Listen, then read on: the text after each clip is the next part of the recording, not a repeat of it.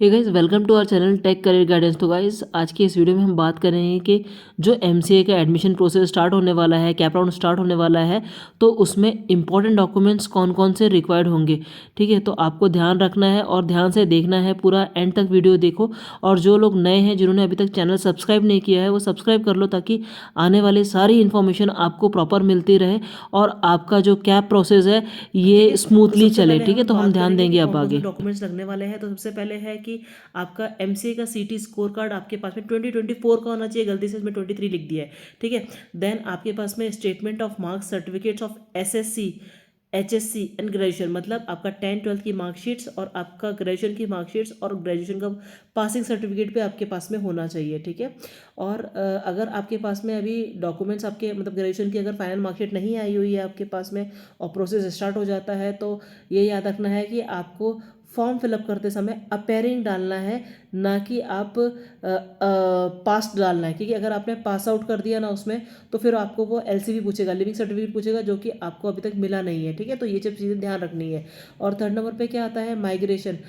Migration and provision certificate आपको candidate को produce करना है। ठीक है, अगर आपने किसी माइग्रेशन कब प्रोड्यूस करना है कि अगर आपने किसी और यूनिवर्सिटी से, जैसे कि नॉर्थ महाराष्ट्र यूनिवर्सिटी है, सोलापुर यूनिवर्सिटी है, नागपुर यूनिवर्सिटी है, आपने वहाँ से अगर ग्रेजुएशन किया है तो आपको माइग्रेशन सर्टिफिकेट लगेगा। ठीक है, देन आपका आता है इंडियन नेशनलिटी सर्टिफिकेट। ठीक है, तो इंडियन नेशनलिटी सर्टिफिकेट के लिए कौन से डॉक्यूमेंट लगेंगे?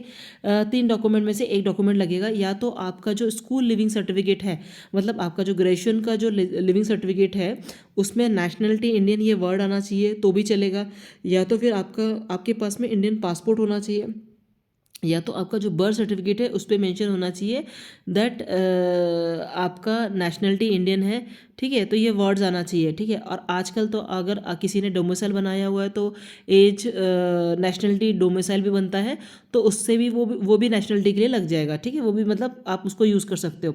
देन 5th नंबर पे आता है डोमिसाइल सर्टिफिकेट। ठीक है, अगर आप महाराष्ट्र कैंडिडेट हो तो आपके पास में डोमिसाइल सर्टिफिकेट होना चाहिए ताकि आप कोई भी स्कॉलरशिप के लिए अप्लाई कर सको। क्योंकि स्कॉलरशिप के लिए जब आप अप्लाई करोगे तो आपको डोमिसाइल मैंडेटरी है।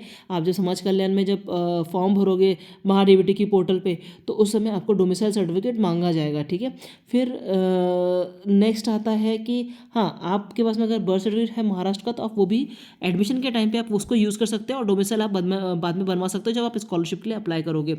देन आता है आपका कास्ट सर्टिफिकेट। अगर आप किसी कैटेगरी से बिलोंग करते हैं, जैसे ओबीसी है, एनटी वीजे है, तो आपको कास्ट सर्टिफिकेट लगेगा। आपको 8 नंबर पे क्या है, कास्ट वैलिडिटी सर्टिफिकेट। ठीक है, मतलब अगर आप जैसे ओबीसी वाला अगर स्टूडेंट है तो उसको वैलिडिटी का सर्टिफिकेट लगेगा। ठीक है, और आपको डेट भी ध्यान रखनी है कब तक आपको वैलिडिटी प्रॉपर है कि नहीं है। 9 नंबर पे आता है नॉन क्रिमिलियर, इसको एनसीएल भी बोलते हैं, कि एनसीएल सर्टिफिकेट भी आपके पास में होना चाहिए 31 मार्च 2025 तक। ठीक है, मतलब जैसे सपोज ओबीसी वाला स्टूडेंट है तो उसके पास में एनसीएल भी होना जरूरी है, तब उसको वो ओबीसी का फ़ायदा उठा सकता है। ठीक है, और उसकी जो सर्टिफिकेट है वो 31 मार्च 2025 तक होना चाहिए। देन आता है सर्टिफिकेट एंड परफॉर्मेंस। ये सारे परफॉर्मेंस आपको अभी मतलब इतना ज़्यादा ध्यान देने की जरूरत नहीं है।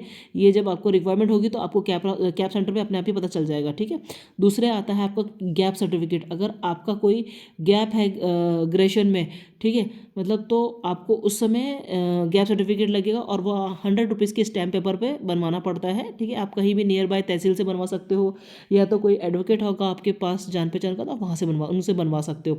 देन आपको ये एंटी रैगिंग का जो फॉर्म होता है, ये तो आप कॉलेज में भी कॉलेज वाले करवाते हैं। देन आता है आपका फिजिकल फिटनेस सर्टिफिकेट। अगर आपका कोई हेल्थ रिलेटेड इश्यूज़ है, अगर आप हैंडीकैप्ड है कुछ है, तो आपको वहाँ पे वो सब ये डॉक्यूमेंट भी लगेगा। देन आता है आपको 5 recent passport size colour photograph रखनी पड़ेगी, जो कि आपको मतलब हर जगह पे लगने वाली है एडमिशन के टाइम पे। ठीक है, तो ये सारे जो इंपॉर्टेंट डॉक्यूमेंट्स हैं, ये सारे डॉक्यूमेंट्स आपके पास में होने चाहिए at the time of admission. ठीक है, अगर कुछ आपको रह जाता है या आपको कुछ हेल्प लगती है तो प्लीज़ कमेंट बॉक्स में डाल दीजिए, आपको आंसर मिल जाएगा। Thank you.